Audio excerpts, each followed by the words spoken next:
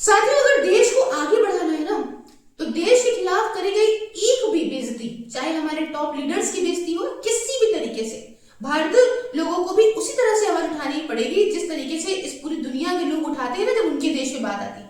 हाल ही में हमने देखा कि कनाडा के ऊपर टैरिफ जैसे ही लगाए ना ट्रंप ने, वैसे ही कनाडा के लोगों ने ऐसे रिटेलिएट करा कि अमेरिकन विस्की से लेके अमेरिकन हर एक सामान को बायकॉट कर दिया कि चलो अपना काम करो, हम किसी से कम नहीं। वैसे ही हम देखते हैं अमेरिका के अंदर अगर कोई जरा सा देश के अंदर जरा मतलब पूरे वर्ल्ड में कोई भी कंट्री इतू सा कोई बात कह देना तो अमेरिकन सारे के सारे खड़े हो जाते हैं। लेकिन हमारे भारत में क्या इशू है कि हम ले लेते हैं कि ये इस पॉलिटिकल पार्टी का है, इस पॉलिटिकल पार्टी का है, अगर ये तो इस रिलीजन का है, इस कास्ट का है, अरे तो साउथ का है, नॉर्थ का है। हम एक साथ एकजुट होकर बात नहीं करते। जैसे कि ट्रंप ने ऑफिशियल लैंग्वेज इंग्लिश बना दी और हम हिंदी बनाने के बारे में सोचते हैं तो बहुत सारे बीच में लड़ाई झगड़े होने लग जाते हैं। तो मैम इतना क्यों घुमा रही है? हुआ क्या है? हुआ ये है कि हमारे external affairs minister S Jaishankar साहब, जो कि एक बहुत गजब पर्सनैलिटी है और पूरे विश्व में जाने जाते हैं अपनी ऐसी स्टेटमेंट्स के लिए जिससे सामने वाली कंट्री को गलत कह देने में मिर्ची तो बहुत तेज लगती है, लेकिन उससे वो समझ करके हमारे देश को फिर बाद में फायदा भी होता है। जैसे कि आपने सुना होगा जब हम रशिया से इस तरीके से कच्चा तेल मंगवा रहे थे यूएस की यहाँ पे उसके बाद भी सैंक्शंस के बाद भी, तो हमारे मिनिस्टर ने ये बात जानी कही थी, बहुत फेमस स्टेटमेंट, कि यूरोप को लगता है कि उसकी प्रॉब्लम पूरे दुनिया की प्रॉब्लम है, कि दुनिया की प्रॉब्लम यूरोप की प्रॉब्लम नहीं है। और इस बात को बहुत ही गंभीरता से हर देशों ने लिया और ये स्टेटमेंट बहुत ज्यादा पॉपुलर भी हुई थी। तो मैम हुआ क्या है इनके साथ में, ये तो बता दीजिए, क्या है इंट्रोडक्शन इतना लंबा दे रही है। देखिए हाल फिलहाल हमारे 9 मार्च तक के लिए हमारे ये जो जयशंकर साहब है वो यूके की विजिट पे थे कुछ इंपॉर्टेंट टॉक्स करने के लिए। तो एक जगह से नाम है कैथम हाउस थिंक टैंक, यहाँ बहुत बड़े बड़े ऑफिसर्स है, बहुत वीवीआईपी इलाका है यूके का। यहाँ से जब ये निकल के जा रहे थे और अपनी कार में बैठ रहे थे तो उस वक्त बहुत सारे क्या कुछ कम मात्रा में लेकिन फिर भी ठीक ठाक मात्रा में खालिस्तानी प्रोटेस्टर्स ने एक मतलब इधर इनकी कार है, नेक्स्ट साइड जो है वो करना शुरू कर दिया प्रोटेस्ट। अब ये वही प्रो खालिस्तान जिंदाबाद के नारे लगाने लगे। इसी में क्या हुआ, जब वो बैठे तब तक के लिए पुलिस ने कोई रिएक्शन नहीं करा। क्यों? क्योंकि यूके की तो एक यही पॉलिसी है कि अरे नहीं, मैं तो फ्री स्पीच को बहुत ज्यादा बढ़ावा देता हूँ, पीसफुल प्रोटेस्ट हो सकती है, हमारे यहाँ हम किसी को रोकते नहीं है, पी पी पू पू, है ना। और वहां से एक बंदा दौड़ता हुआ आता है हाथ में भारत का झंडा लिए और इनकी कार के सामने आके खड़ा हो जाता है, उस झंडे को फाड़ता है।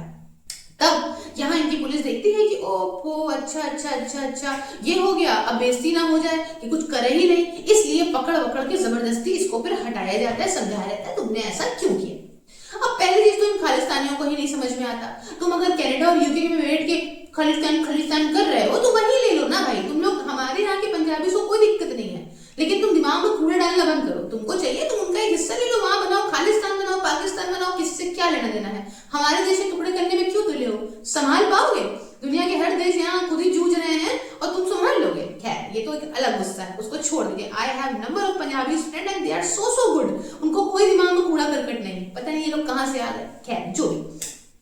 अब नेक्स्ट बात जो मेन मुद्दे की है वो ये है कि भाई जिस तरीके से जो हरकत हुई है जयशंकर साहब के साथ में, ठीक है, तो मैम इसमें यूके की सरकार ने क्या गलती? देखिए यूके की सरकार 2023 में भी आपने देखा होगा कि हमारे यहाँ किस तरीके से हमारे डिप्लोमेट के ऊपर वहां पे खालिस्तानियों ने ही अटैक किया था।